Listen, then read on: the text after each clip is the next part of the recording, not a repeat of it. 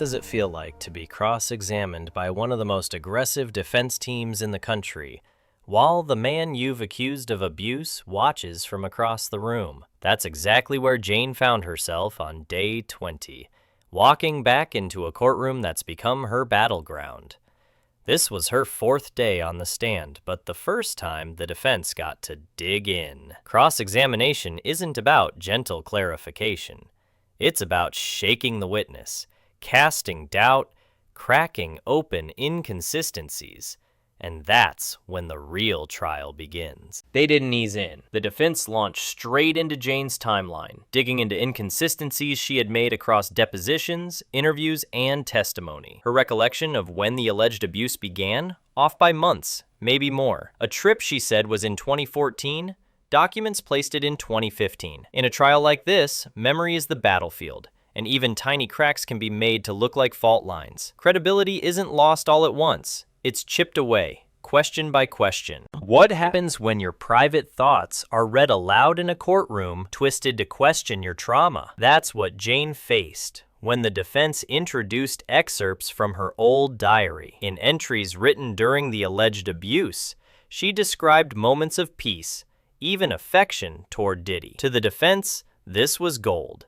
If she feared him, why write that she loved him? But trauma isn't linear, and memory doesn't edit for consistency. Are you sure about that night? The defense repeated this line over and over, pressing Jane to commit to dates she admitted were blurry. And that's the trap. Trauma often clouds memory, but the courtroom demands clarity. What sounds like hesitation to a jury might just be the brain protecting itself. But under oath, doubt becomes danger. At one point, Jane interrupted the questioning, not to argue, but to confess. "He owned the room," she said quietly, "not me." That sentence didn't come from pressure. It came from exhaustion and truth. Power in abusive relationships isn't always fists or threats. Sometimes it's silence. Sometimes it's permission you never really gave. Control doesn't need to scream to be real. "Didn't he buy you a Cartier watch?" the attorney asked, holding up photos of luxury trips and designer gifts. The implication was unmistakable. Jane stayed because she wanted to, not because she had to. But survival in toxic relationships often comes wrapped in glamour, not chains. Luxury can be a leash. The defense dropped a quiet bomb. The violent party Jane described in vivid detail, complete with location, music, and aftermath, didn't happen in 2013 as she claimed. Records show it occurred in 2015, 2 years off. It's a devastating gap that turns memory into mystery and raises the question, if this is wrong, what else is? Dates aren't just numbers, they're credibility markers. No one's going to prison after this. That's the nature of a civil case. But don't be fooled. What's on the line is just as life-altering. Reputations, future lawsuits, and possibly criminal referrals if new evidence surfaces. The courtroom may not decide guilt, but it can decide legacy, and in celebrity trials, legacy is the currency. Jane described a particularly graphic encounter, and while the room stayed silent, one juror didn't.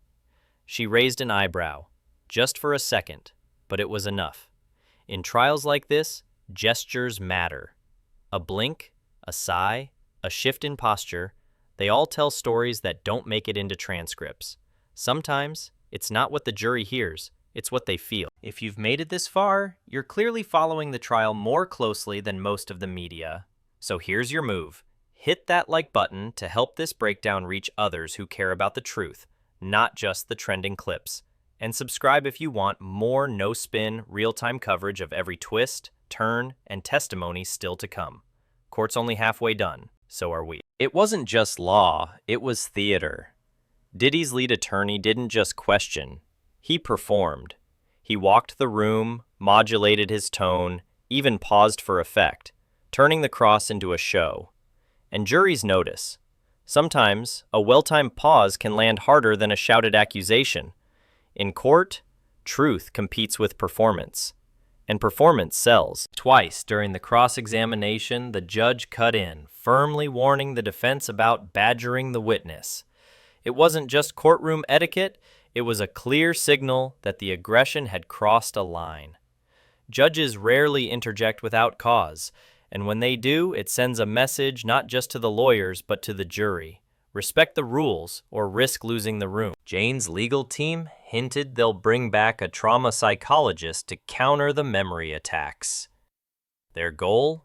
To reframe her inconsistencies not as lies, but as neurological survival responses. When trauma hits, the brain protects by fragmenting memory, distorting time, and shielding pain.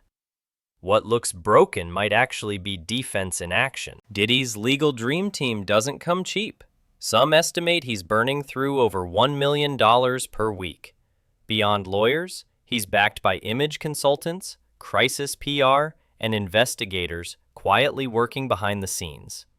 This isn't just a defense, it's a fortress built with money, influence, and optics. In high-profile cases, perception is part of the strategy. Jane claims she was pushed to sign a non-disclosure agreement at a moment of extreme emotional duress, right after a violent incident. The defense says it was signed voluntarily, months later, after their breakup. But here's the thing, NDAs can either protect privacy or bury accountability. It all depends on who holds the leverage. Throughout her testimony, Jane kept using one word, escape. She said she tried to escape the relationship, the lifestyle, the version of herself she became under his control. To the defense, it sounded dramatic. But to survivors, that word isn't just metaphor, it's literal.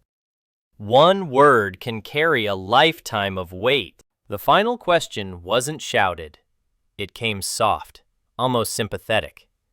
Why didn't you leave sooner? Jane didn't look up. Her voice dropped. Because I was afraid. No objection. No follow-up. Just silence. And in that silence, the entire courtroom sat frozen. Sometimes the quietest answers echo the loudest. Court adjourned, but the tension didn't leave with the judge. Jane's final words hung in the air like a closing argument. Coming up, 2 new witnesses, including someone tied to Diddy's inner circle, plus murmurs of a surprise rebuttal from the prosecution. We're past the halfway mark, but the trial's just starting to heat up. The next move could change everything. This trial is no longer just about Jane's story or Diddy's defense. It's about how we judge pain, power, and perception in the spotlight. In an age where celebrity often shields the accused, the courtroom becomes the last place truth can fight for air. Reputation battles justice every day in cases like this. But the truth doesn't need to trend to matter. Jane's cross-examination was more than a legal challenge. It was a window into how power and fear collide behind closed doors and then spill into the public eye. We've seen the cracks in memory, the performance in the courtroom, and the weight of one woman's truth under pressure. Day 21 promises new witnesses, new angles, and maybe a turning point. Subscribe now, because this story is far from over. This content is commentary based on publicly available information. It is not legal advice. For legal concerns, consult a qualified professional.